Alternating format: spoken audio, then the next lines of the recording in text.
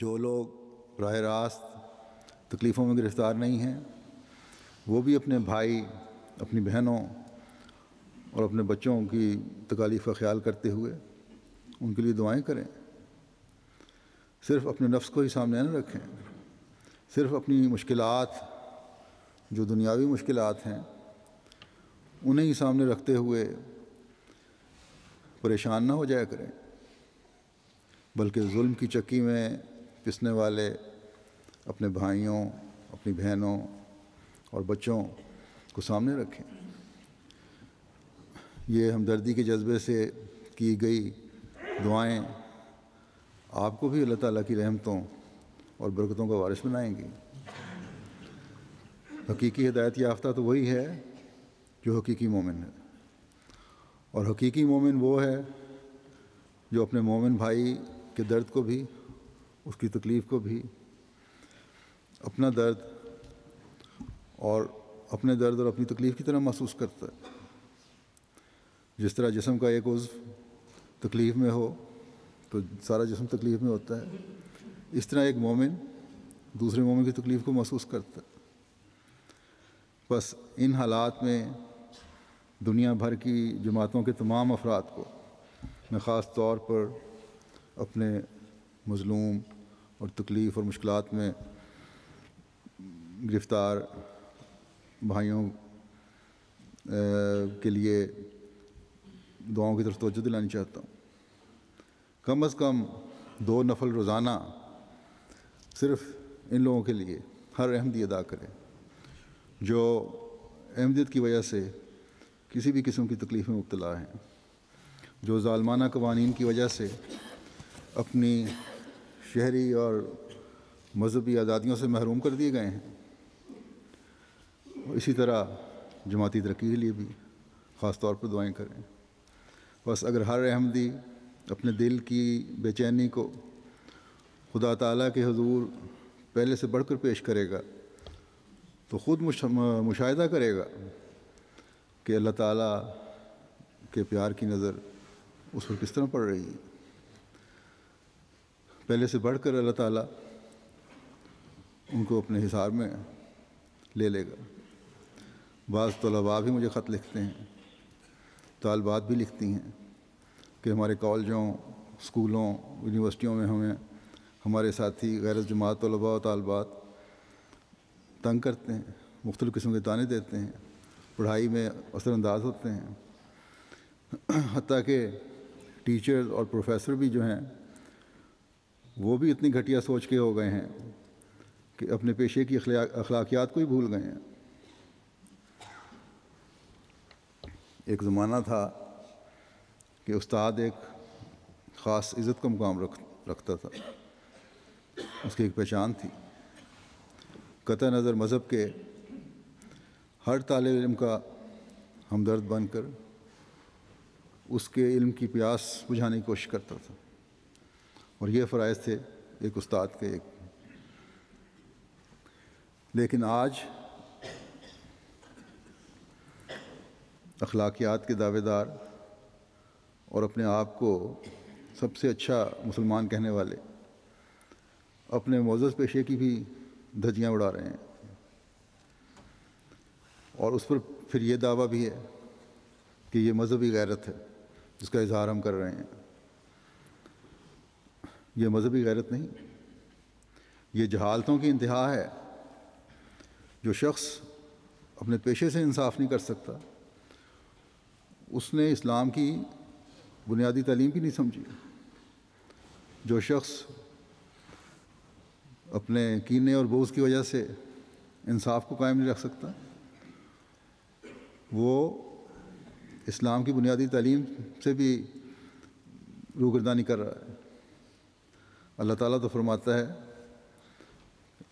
کہ وَلَا يَجْرِمَنَّكُمْ شَنَآنُ قَوْمٍ عَلَىٰ أَلَّا تَعْدِلُوا،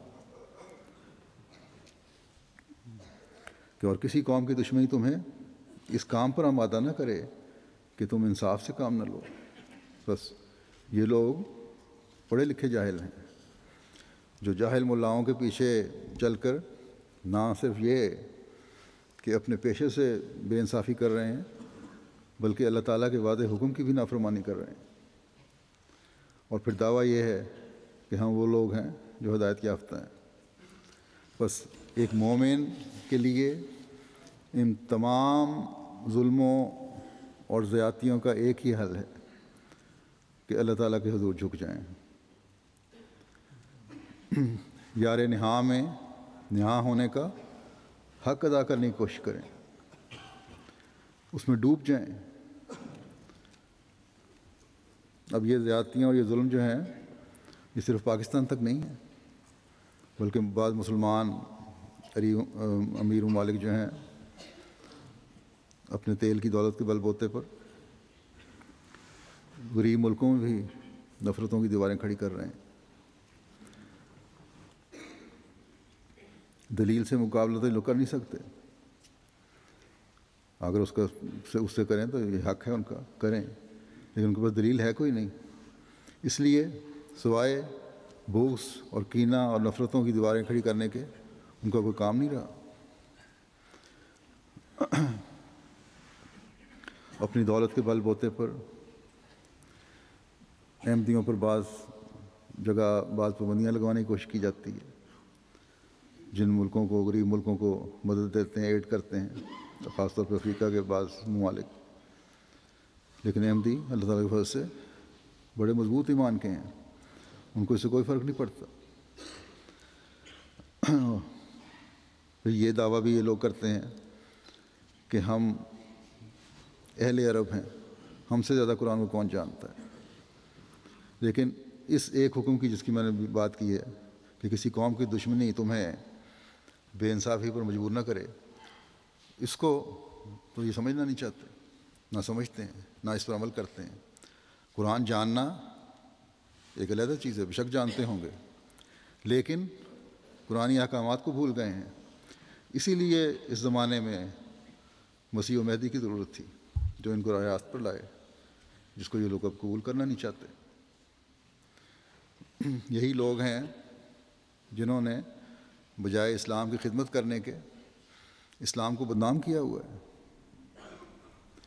آج اسلام کے خلاف دنیا میں جو مختلف محاذ کھڑے ہوئے ہیں، ہو رہے ہیں اور ہوئے ہیں، اس کے یہی لوگ ذمہ دار ہیں جو اپنے زوم میں اسلام کے علمبردار بنے ہوئے ہیں، بلکہ اس قسم کی حرکات کر کے مخالفین اسلام کے بھی مددگار بن رہے ہیں یہ، اور کوئی بعید نہیں کہ مخالفین اسلام کی شے پر بھی یہ اس قسم کے منصوبہ بندیاں کر رہے ہوں، اور عقل پہ ان کے پردے پڑ گئے ہیں کہ اپنے پاؤں پہ کلاڑی مار رہے ہیں، اسلام کو بدنام کرنے کی کوشش کر رہے ہیں۔ اسلام کو یہ ختم تو نہیں کر سکتے، یہ دین تو اس لیے آیا تھا کہ اس نے پھیلنا ہے اور پھلنا ہے اور بڑھنا ہے، اور انشاءاللہ بڑھے گا، اور اسی لیے اس زمانے میں اللہ تعالیٰ نے حضرت مسیح موعود علیہ السلام کو مبعوث فرمایا، جو جری اللہ بن کر آئے، اور اب آپ کی جماعت کا یہ کام ہے کہ اس دین کے لیے اپنے سر توڑ کوشش کرے اس کو پھیلانے کے لیے، اور حضرت صلی اللہ علیہ وسلم کا پیغام دنیا میں کے کونے کونے پہنچانے کے لیے، اور یہ انشاءاللہ تعالی ہم کرتے رہیں گے۔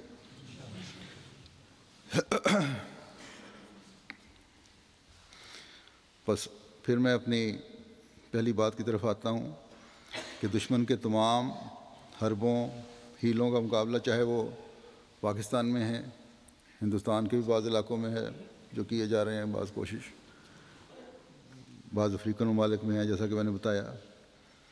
انڈونیشیا نے گزشتہ دنوں احمدیوں کے خلاف ایک جگہ پہ ایک جزیرے میں فساد اٹھایا گیا، وہ احمدی جن کے خلاف چند سال پہلے ظلم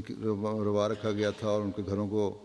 جلایا گیا تھا، توڑ پھوڑ کی گئی تھی، ان کو گھروں سے نکالا گیا تھا، وہ ایک عرصے کے بعد دوبارہ جب اپنے گھر میں آباد ہونے کے لیے آئے حکومت کے کہنے پر ہی، تو پھر انہی شدت پسند ملاؤں نے، جن کو بعض حکومتیں پیسے دے رہی ہیں، ان کے گھروں کو دوبارہ جلایا اور ان کو مارا پیٹا، اور پھر آخر حکومت نے ان کو کہا کہ تم واپس انہی جگہوں پہ چلے جاؤ جہاں پہلے تھے، اور اپنے گھر بار ان کو چھوڑنے پڑے، اپنی جائیدادیں چھوڑنی پڑیں۔ بس یہ جب ظلم روا رکھے جاتے ہیں اور رکھے جا رہے ہیں تو مومنین جو ہیں وہ تو اللہ تعالیٰ کے حضور جھکتے چلے جاتے ہیں اور جھکتے چلے جائیں گے، اور یہی ہتھیار ہیں جو ہماری فتح کے ہتھیار ہیں۔ آج یہ ظلم کرنے والے اپنے زوم میں اپنے آپ کو ہر تمام طاقتوں کو مالک سمجھ رہے ہیں، لیکن وقت آئے گا کہ یہی لوگ ان مومنین کے ظلم سہنے والوں کے زیر نگین کیے جائیں گے انشاءاللہ۔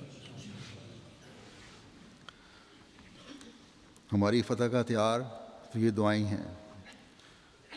اور یہی ہتھیار ہے جو دشمن کے شر ان پر الٹائے گا۔ اس کے علاوہ ہمارے پاس کچھ نہیں۔ جس شدت اور تڑپ کے ساتھ ہم اس ہتھیار کو استعمال کریں گے، اسی قدر جلد ہم احمدیت کے فتح کے نظارے انشاءاللہ تعالیٰ دیکھیں گے۔ حضرت مسیح موعود علیہ السلام اس بارے میں فرماتے ہیں کہ یہ سب مقاصد جو ہم حاصل کرنا چاہتے ہیں صرف دعا کے ذریعے سے ہی حاصل ہو سکیں گے۔ دعا میں بڑی قوتیں ہیں۔ فرمایا خدا تعالیٰ نے مجھے بار بار بذریعہ الہامات کے یہی فرمایا ہے کہ جو کچھ ہوگا دعا ہی کے ذریعے ہوگا۔ ہمارا ہتھیار تو دعا ہی ہے، اس کے سوائے اور کوئی ہتھیار میرے پاس نہیں۔ جو کچھ ہم پوشیدہ مانگتے ہیں خدا تعالیٰ اسے ظاہر کر کے دکھا دیتا ہے۔ فرمایا اسلام کے واسطے اب یہی ایک راہ ہے جس کو خشک ملا اور خشک فلسفی نہیں سمجھ سکتا۔ اگر ہمارے واسطے لڑائی کی راہ کھلی ہوتی تو اس کے لیے تمام سامان مہیا ہو جاتے۔ جب ہماری دعائیں ایک نقطہ پر پہنچ جائیں گی تو جھوٹے خود بخود تباہ ہو جائیں گے۔ فرمایا ہمارے نزدیک دعا سے بڑھ کر اور کوئی تیز ہتھیار ہی نہیں۔ سعید وہ ہے جو اس بات کو سمجھے کہ خدا تعالیٰ اب دین کو کس راہ سے ترقی دینا چاہتا ہے۔ بس یہ ہتھیار ہے جس کو ہم نے استعمال کرنا ہے۔ یہ ہتھیار ہے جس کے استعمال کی انتہا کرنے کی ہم نے کوشش کرنی ہے۔ بس جیسا کہ میں نے کہا، ہم یار نہاں میں نہاں ہونے کا حق تبھی ادا کر سکتے ہیں جب اپنے فرائض کے ساتھ ہم اپنے نوافل کی ادائیگی اور دعاؤں کو اس کے نقطۂ عروج پر پہنچانے کی بھی کوشش کریں گے۔ اللہ تعالیٰ ہمیں اس کی توفیق عطا فرمائے۔